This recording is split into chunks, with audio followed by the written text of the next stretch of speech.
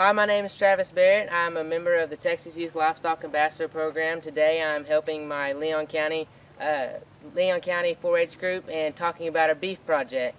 This is my brother, Nathan Barrett. He was a member of the Texas Youth Livestock Ambassador in Leon County 4-H.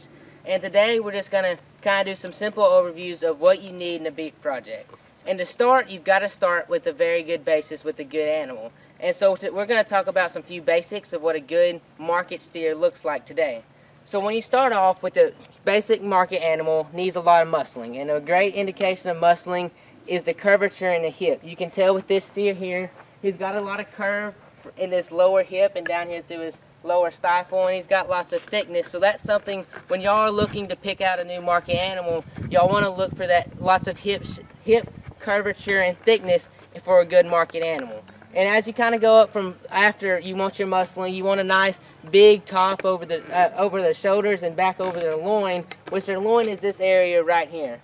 After you kind of pass up muscling, you want a calf with a nice belly. This calf's got a lot of rib shape and lots of depth, and then you kind of study him up through his neck. He's got lots of extension, but you got to remember when you're looking for younger calves, this calf's much farther along than he was when we got him. So when you're looking for younger calves, you're going to have some greener ones. You're not going to have this fat look and all this shape, but you just kind of see around that and see that extra skeletal thickness to kind of see what that calf could grow into. This calf is about 6 months farther along than when we got him originally, so he kind of has that extra fat because he's going to Houston, which is 3 months away, so we're kind of starting to lay on that Houston fat and getting that nice look for him. But you got to remember those calves will be green when they're younger, so they're going to look much different than this. When you go look for calves, they're not going to look like this, but you got to know what you're looking for to get them to this point. Alright, so I talked about green calves and when you're picking calves, and I mentioned that this calf is much farther along because he's going to Houston in 3 months, so he's starting to lay on some extra fat. You can kind of tell a calf's getting fatter and more market ready. You can study a calf through their brisket, which is up under their neck. You can start seeing them getting fatter there and laying on more condition. You can see right here this calf's got a touch of fat pones coming right here by the tail head. And the biggest thing is you can see all this definition through here. This calf's getting much thicker because he's kind of laying on more muscle through this lower hip and especially down through his stifle. And as long as these calves get older and lay on more fat, they're ultimately going to get some more thickness. They're going to start filling in, being more dimensional, and up over their top, especially to their shoulders, that shoulders will be a lot smoother and look a lot thicker. This calf's extremely wide down his top, which is something you really want to look for. And once you're getting calves, you always hear a judge maybe mention something about handling. So what they'll do is they'll kind of handle on this calf. And what you're looking for there is a nice soft feel, not too soft, but you still want to feel a touch of rib, but you want a nice kind of soft feel all the way back to the last set of that calf's rib, and that really sets up a nice market animal when you go to the majors or a county level.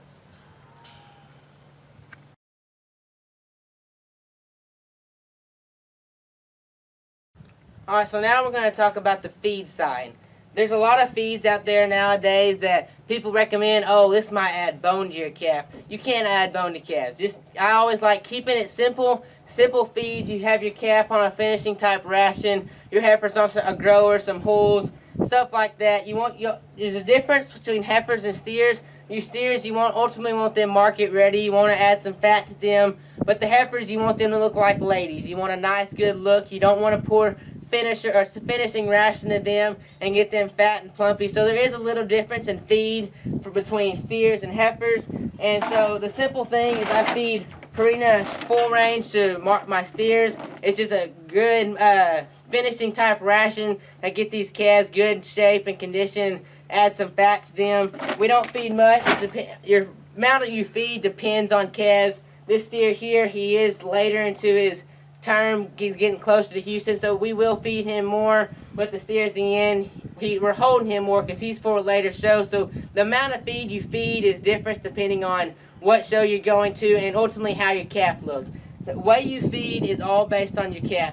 No calf will eat the same as another. It's completely based. This calf eats completely different than the calf at the end, so it's all based on your calf's look and what they need. So what you do, you always want a nice, good, clean bucket. You don't want anything in it. If your calf poops in here, take it to the wash rack real quick and wash it out. It doesn't take too long. It's a good way to give a calf, it gets calf sick, is eating nasty feed. So just keep your buckets clean, feed your calves. I always like putting my feed buckets in a tire. It's just a simple way those calves can't pour out their feed buckets and they eat the most, because you want these calves to eat, because the more they eat, the more they convert, and the better they look. So I've always put my feeders in feed buckets like that. I keep the buckets clean, and when it comes to water, you can tell this bucket is dirty. So just take a water hose and real quick, it doesn't take long, and water is very important to keep that clean. Just take a bucket and wash it out real quick. Doesn't take much. Just keep your buckets clean. It's important to have that water nice and clean. And maybe when you're going to shows, these calves here are on well water. So at shows, you might want to try a purifier, because that water is chlorinated, especially at the majors and even at your county level. So a filter might help if your calf's not wanting to drink at a major show, or maybe adding some type of Sprite or liquid to that, maybe Kool-Aid, because that calf gets a different taste. And just keep your buckets clean. I'll sometimes water these calves in the stalls, but ultimately they have water at the back of the pen. And just keeping these waters clean, keeping the buckets clean, and just keeping your area clean, trying to keep the flies out of here, because the more these calves are not worrying about flies, the more they're eating, and the better they eat, the more they convert, and the better they look in the end. Alright, we talked about feeding a market animal and how it can be different in a breeding. This right here is just your co-op heifer grower. It's got lots of this feed here. It does have some corn in it. You can tell it will put some condition on your heifers, but you can see lots of pulls and oats in there, so that will keep it won't let your heifer get too fat and clumpy, because you go to a show, you don't see all these heifers not real fat. You want them real feminine up through their neck, and so if you feed a finishing type ration, they'll kind of drop out in their chest and get fat, and that's not what you want in a heifer. A very good feed to feed the heifers is just simple. Cottonseed hulls, we feed a bunch of this to our heifers. It keeps them kind of pulled back in their chest and doesn't let them get near as fat, but adds a lot of volume to them heifers. It kind of adds a lot of belly shape. And this here is just what we call, it's pre-con. We feed this to our heifers as well as steers a little bit. We have found pre-con will put a little bit of fat on your animals, but if you feed it right, it won't put too much, and it really helps with lower body for these heifers, especially in belly shape. So this is kind of what we feed to our heifers. But the biggest thing is, when you're feeding, is read your labels and know what you're feeding.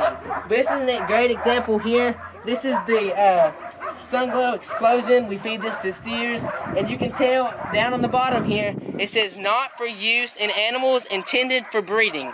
See, now, if we would have fed this to heifers, that could really affect this heifer. So it's really important when you're buying new products to read the labels and know how much and what to feed it to. Because this is a great example. If we would have fed this to a heifer, it could really harm her. So just when you're buying stuff, read your labels. It also tells you how much to feed on there. Go by that, or have an expert who's used this feed a lot kind of help you on how much you want to feed. But like I said, it's kind of based on the animal, but it's very important you read your labels, because there's very important stuff there that can affect how you feed and what you feed it to. Alright, so one thing I have not mentioned yet is the importance of hay. We talked about feed, we talked about water and all that, but it's important that you have a good quality hay. Not just hay. Make sure, try to get, if you buy your hay in square bales, we've always put it out in round bales just because the amount of calves. But if you buy square bale hay, make sure it's fertilized, really good, clean hay, and it's pretty fresh, it's not old, 2 years ago hay. It's nice, fresh hay, good quality, because hay is very, very important. A lot of people forget about hay because they think, oh, feed, water, that's important. But especially when you're at shows, take you some hay with you. There are different types of hay that we do feed at shows, but just a good, clean, high quality hay is very important when any type of cattle. And it's just roughage, it gets in there, helps these cattle's stomachs convert. And so it's all this hot, really hot feed that we're feeding these calves. It's so high and makes these calves fat. Hay just kind of settles everything in the stomach and keeps these calves healthy. And just the health, that's back to health. We want these calves healthy and happy, and that comes out good in the end.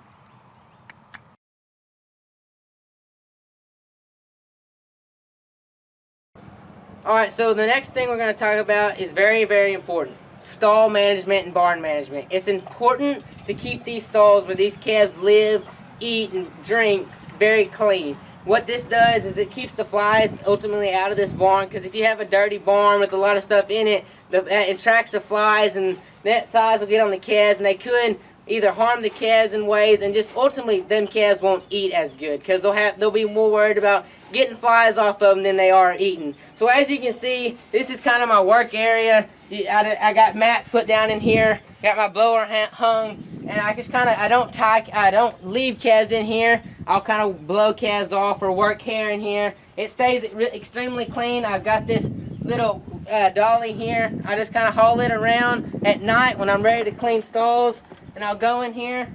As you can see, this stall here hasn't been cleaned today, but it actually is extremely clean for what it usually is. So its biggest thing is, you can see where this calf's standing, this stall is clean. I've got cedar fiber shavings down. We found that those cedar fiber shavings kind of keep the flies down because the smell, and we buy the cedar shavings in bulk, so we get it in a big bulk bag and bring those in. We've got sand under the shavings. It's a good base. It really absorbs all that moisture. And so we just put the sand down, put the shavings over it. And the biggest thing is, at night I come through here and I just scoop up everything, kind of spread the shavings back out. Every now and then I'll wet the shavings down if it wants to get dusty. And I just keep these pens clean, because the cleaner you keep the pens, the happier your calf is. And the happier your calf is, the more they eat. And that's the biggest thing around here.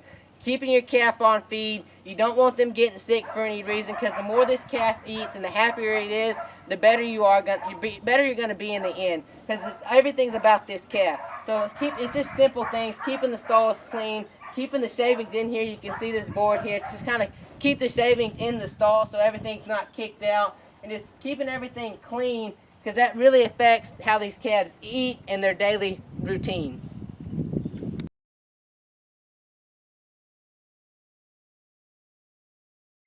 Alright, so the next segment we're going to talk about is health. We mentioned health every now and then throughout, but health is very, very important, because it all comes down to health in the end. You want this calf healthy, because if this calf isn't healthy, then what are you going to do at the end?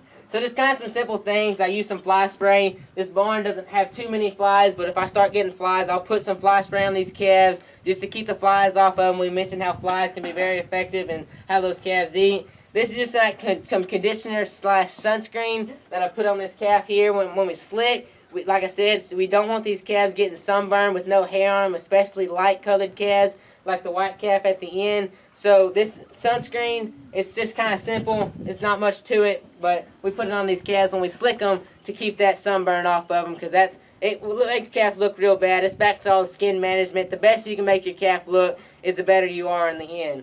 And then kind of some more on health. Every 30 days, we weigh these calves and get a fresh weight on them, and we'll take them down to our chute and we'll weigh them. And we have a probiotic drench that we use on our place here and drench all the calves that we run. And it's just kind of extra probiotics and vitamins that we give these calves. It's just a simple drench. They get about 30 mils depending on the calf's weight. Just read the label. And just a probiotic to keep these calves' stomachs in good shape, because the better they are, the better they feel inside, and the better their stomachs are doing, the more they'll eat. Because that probiotic kind of increases their gains every month. And so, because the better these calves gain, the better result at the end. And then, depending on your wormer, we try to worm these calves. The wormer we use about every 90 days, because that wormer we use kind of increases the weight gain as well. But just keeping these calves as healthy as you can. If you have a calf that's sitting out in the pen, droopy ear, laying down, not really wanting to eat, call your vet, talk to him. Not eating is a big sign that a calf could be getting sick.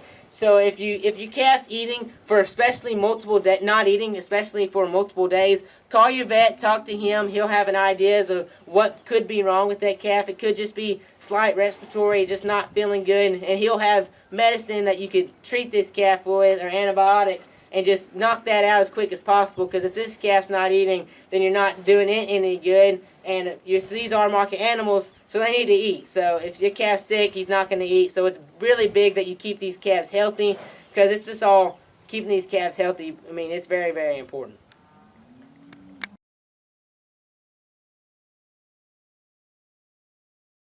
Alright, so now we're going to talk about some simple supplies. You can see I do have this show box here. You don't have to have a show box. You can have a simple plastic tote as long as you can fit everything in it. Just some simple stuff. I got these Andy's clippers here. I mean, you want you a good comb. Keep these calves when you're working hair and stuff. A brush, especially for if you have slick animals like an American type heifer, or if you have slick sheared steers.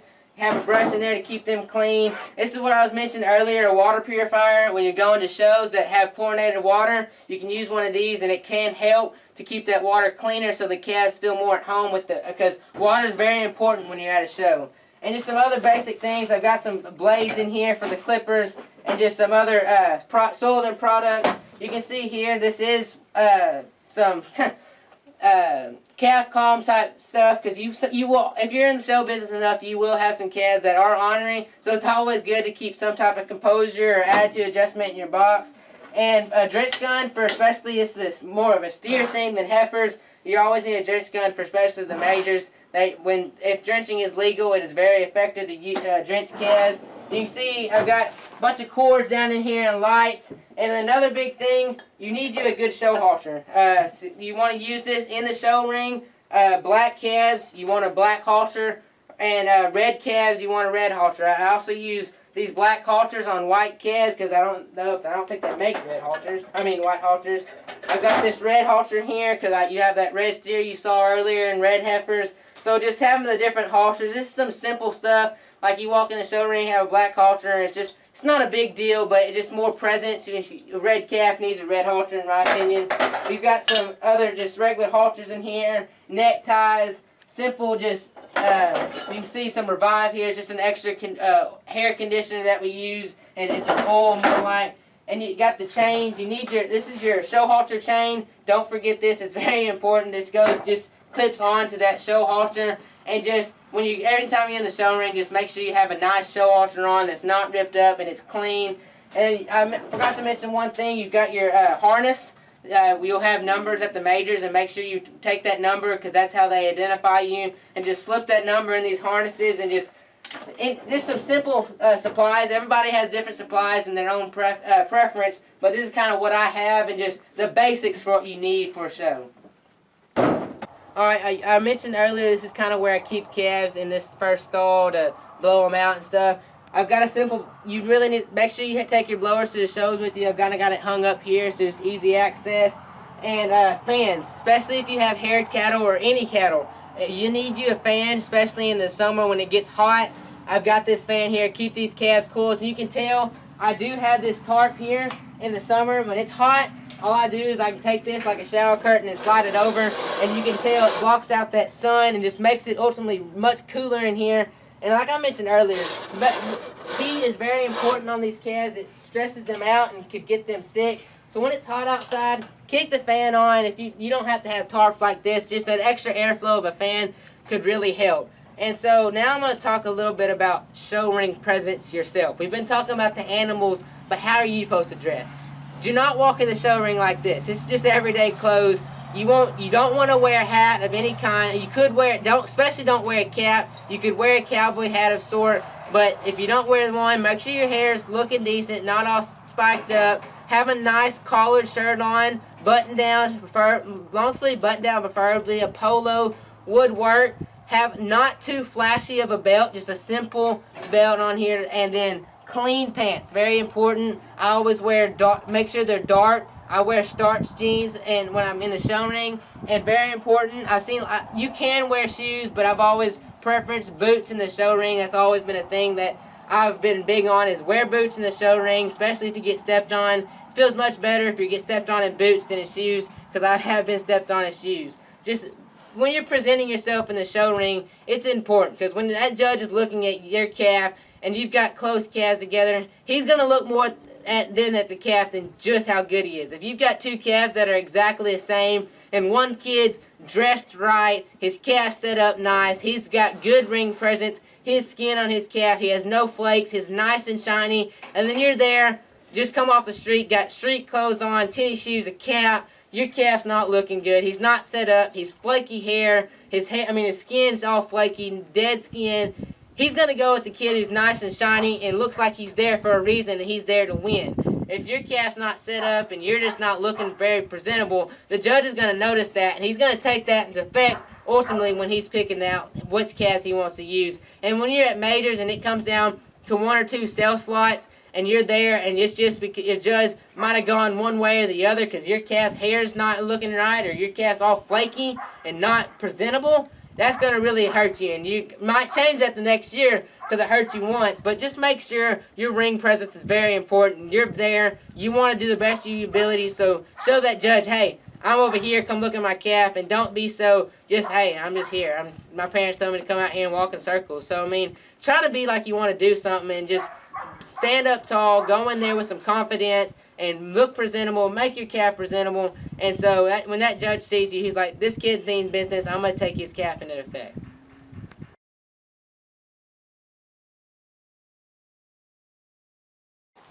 Alright, so we've kind of got everything we need, supplies, maintenance, and everything. So now it's very important that these calves have some type of shelter. This is a barn. I got this barn here.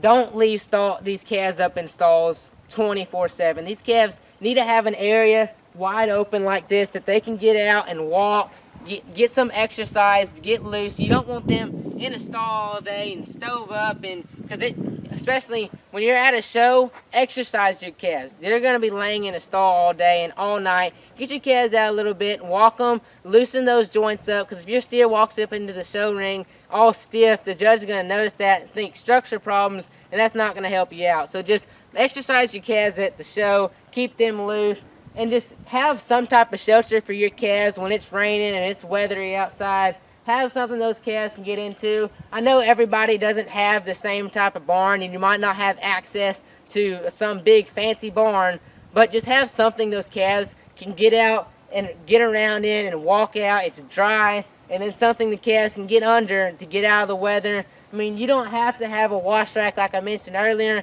It's just something that helps you along the way. It just makes life easier, because that's the biggest thing. The easier it makes it, the more fun you have in the ends, because we want y'all to come back to this project. I've always loved the beef side of things, and I've always been interested in it. But for somebody who's trying to get interested in it, if you're doing it and it's just a lot of work, you're not going to want to do it again. You might change species.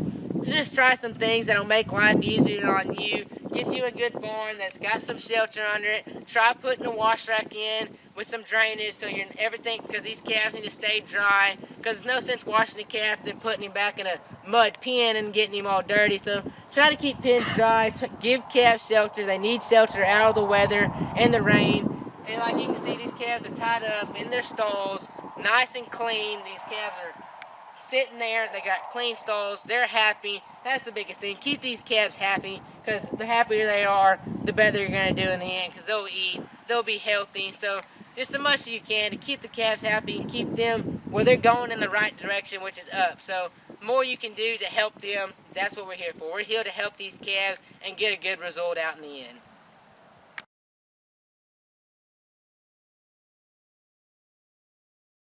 So as you can tell here, we've got this calf on a concrete slab. I recommend concrete is not too expensive. If possible, it makes us life so much easier to have a concrete slab as your wash rack. You can see we also went and put pipes that can just pull right up in the sides. So especially with young calves, it keeps them from moving side to side and just makes it easier and simpler and quicker to wash. So this is a slick steer, because I mentioned he is for the majors, so we're just going to make it simple. Washing is just kind of, the biggest thing is keeping your hair and skin moisturized so that you get the best look on show day. So first thing, we're going to get this calf wet and get him kind of dripping so we can really distribute that soap through. So let's go ahead and, with slick calves, it's not near as hard to get these calves wet because they don't have as much hair. So with them, the biggest thing is keeping their skin moisturized. You don't want to go in the show ring and your skin will be dry and flaky, because it just doesn't give a very good show look. Because the biggest thing is we want these calves to look presentable and to look the best of their ability, so you get the best out of them on show day. So after we get this calf wet on this one side, what we'll do is I've got my own little soap bucket that I've got all my supplies in, And all these Sullivans and everything have these big fancy soap supplies, but you don't really need to break the bank on soap. It can be simple and easy. This is just Suave soap from Dollar General. It gets these calves good and clean. I use mane and tail conditioner. It's a great conditioner that keeps these calves' skin nice and hydrated. I do have this foamer here. It just makes it a little easier and quicker washing these calves, but today I won't use that. I'll just go ahead and use this soap bottle. So what we'll do is we'll just kind of put some soap in this calf, get the soap all through him.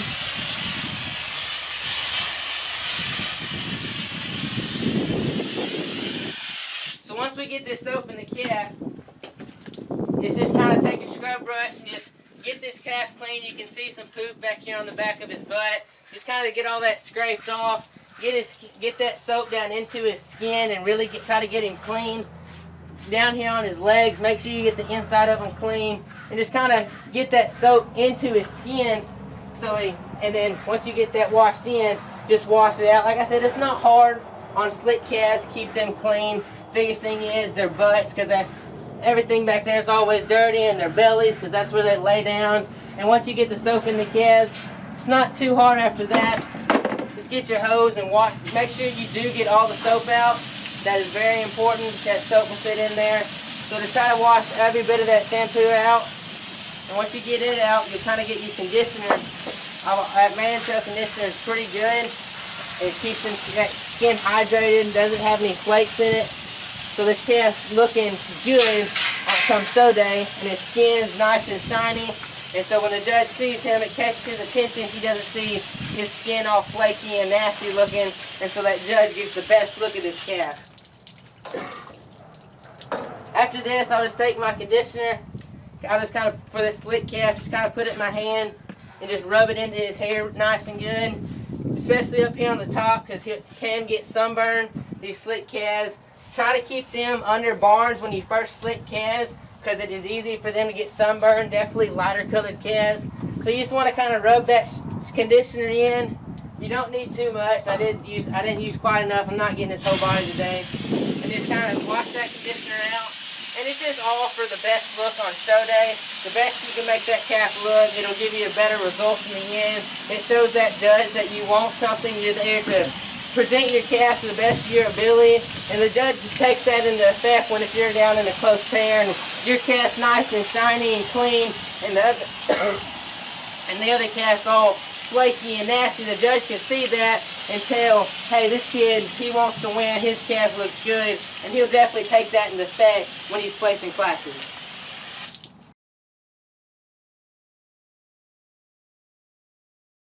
So we're going to go over a little bit of some simple showmanship today. Well, the basics, you want your calf, you want to work at home a lot. You want your calf to walk. So when you get to the shows, the calf is walking and ready to go. And simple things that come with time. When you stop your calf, you want him to try to be set up as best possible. You can see here, this calf's not set up, so we're going to do some simple. When you're messing with feet, you want to be nice, slow, and easy. So this front foot here, I'm just going to barely touch it and bring it forward a little bit. And then when you're working with back feet, you might just slightly touch one here. See how he moves that foot back just a hair? And on the side profile, you want what we call a 3/4 view. Your back feet are scissored with the foot facing the judge being farther back, and you get that what you call a 3/4 view. And a lot of times from behind, you will get a square, but your back feet are just ultimately square. And with your front feet, you just want a kind of square look. Your feet are pretty straight, nothing too wide. And then you always want to make sure your calf's loin nice is not too far up in their loin. But the biggest thing is you want your calf head up. That's very important. You always want your calf's head up.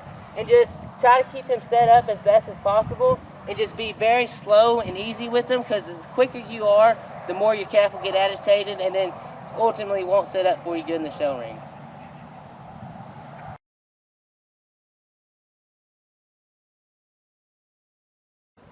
Alright, so it's important to know dates. You always got to know when you need to be somewhere, your validation dates, or when your show is going to be, because there's some preparation you need coming up to your show. But the biggest thing, you need to know when validation is, because if you don't get validated, you can't show. So talk to your county agents, talk to your ag teacher, read the rule book. know all the rules. Don't blame somebody for not you not knowing the rules. Just pick up a rule book. Have a good understanding of all the rules. I don't want anybody getting kicked out for any reason. So just know your rules, and especially know your validation dates. Be at validation. Be there. Talk to your county agent. Talk to your ag teacher. Know when you need to be places and what dates. And when it comes to shows, know, hey, I'm 2 weeks from my show. I need to start kind of messing with this calf and getting his hair looking good and getting his skin right, because it's all back to presence. If you get them calves, you start preparing earlier, them calves look better come show day. It's just all the calf's appearance in the show ring. But just ultimately know what dates you need to be places, when the shows are. Biggest thing, know when validation is, know when your rules are, and just talk to your county agent or ag teacher about those, and they'll be happy to help.